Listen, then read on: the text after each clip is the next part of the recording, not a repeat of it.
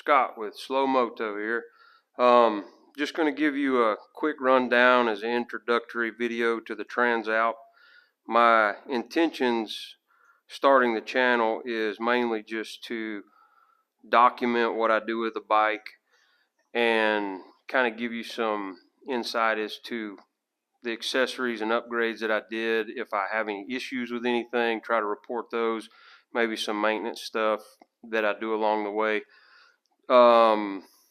Because I know that I learn a lot from a lot of people on YouTube, and there may be something that I do that may be beneficial to you, just like there may be something that you do that's beneficial to me. So I'm just trying to throw it out there and see what sticks. But with that being said, we'll go ahead and we'll do a quick go around of the bike. We'll actually start at the back right here. One of the last upgrades that I made to the bike was I didn't particularly like the silver color of the rear rack, so I went ahead and took this off, took it to a local powder coating shop, and got this black wrinkle powder coat put on, and I'm really pleased with that.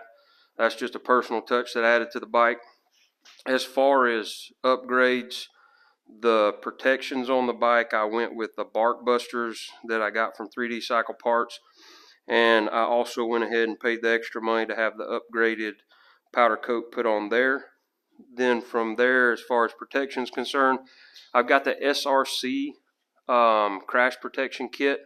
That kit comes with a skid plate, a lower and an upper crash protection. I will also note this, there's been a couple people that have mentioned on some of the forums about the clearance on the exhaust with the SRC skid plate. The clearance is minimal when you jack it up with a bike stand, with an ATV jack, whatever you want to call it. The skid plate will flex just enough to contact the heat shield on the bottom of the exhaust, but I don't feel like it compromises anything.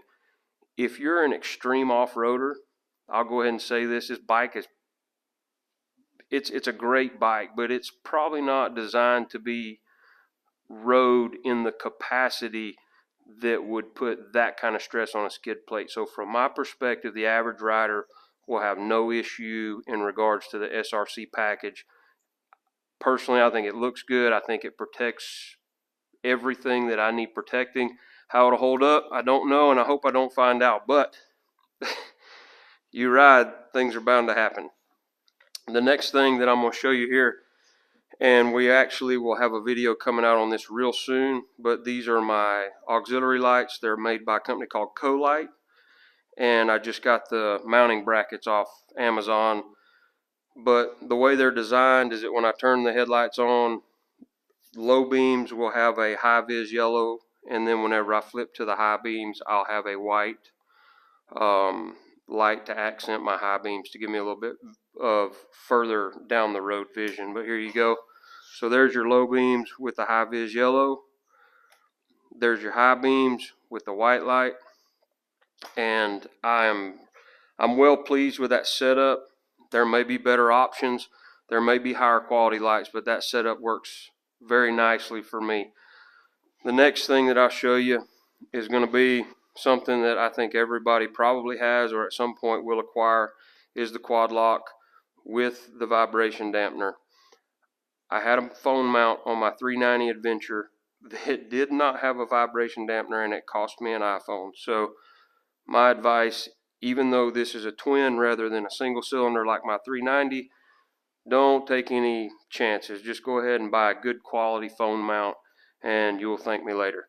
The other thing that I added that also came from 3D Cycle Parts, you'll hear me mention them quite a bit in my upgrade video for the auxiliary lights.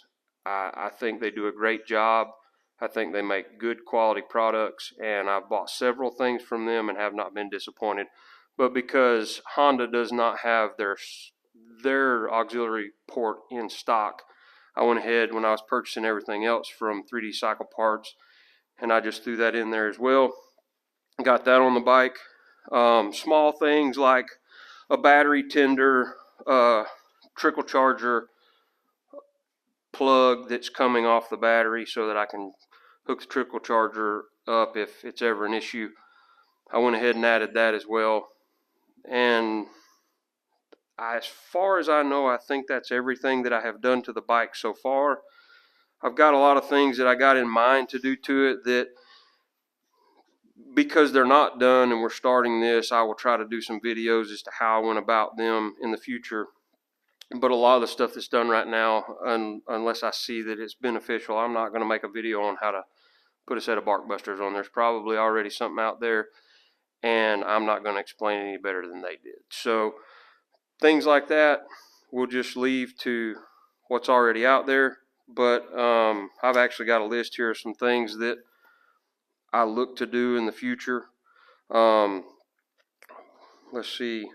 One thing would be, it doesn't have an ambient temperature gauge. It does not tell you what the temperature outside is. And although that really doesn't matter, it's nice to have, so I look to add that.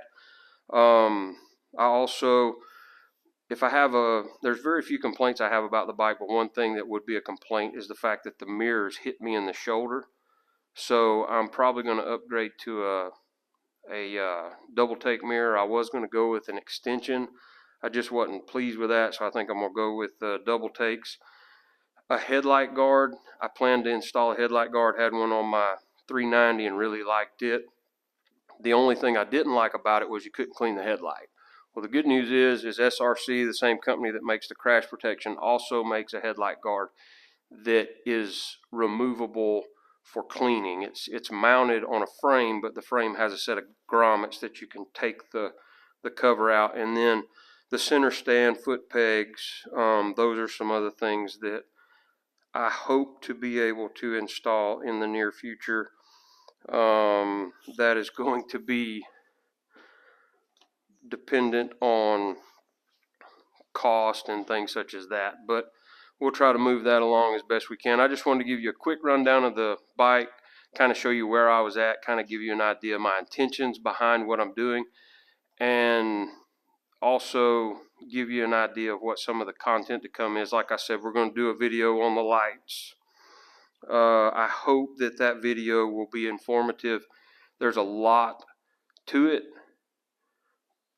but I'll try my best to make it make sense. And if it doesn't, anybody's got any questions, I'll do my best to answer those. But so you should have a light video coming in the near future.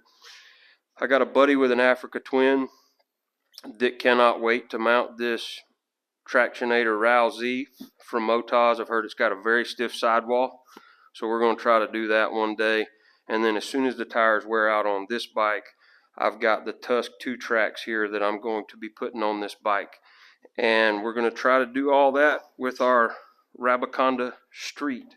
We've used it twice so far, and it's been very helpful, but there's also a learning curve. So it might be interesting when we get ready to mount these tires with the hard sidewalls. But so those are a few things that may be to come.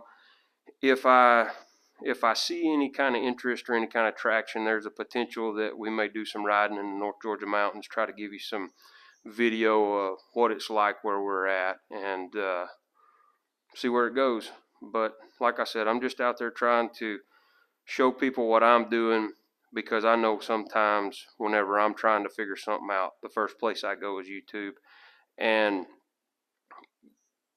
there may be 4 or 5 people that make the same video on the same product, but it may be the way one person presents it that makes a difference to me. So I'm just going to see what happens, and I appreciate you for tuning in, and I hope that the content that comes out will be beneficial to you. Thank you.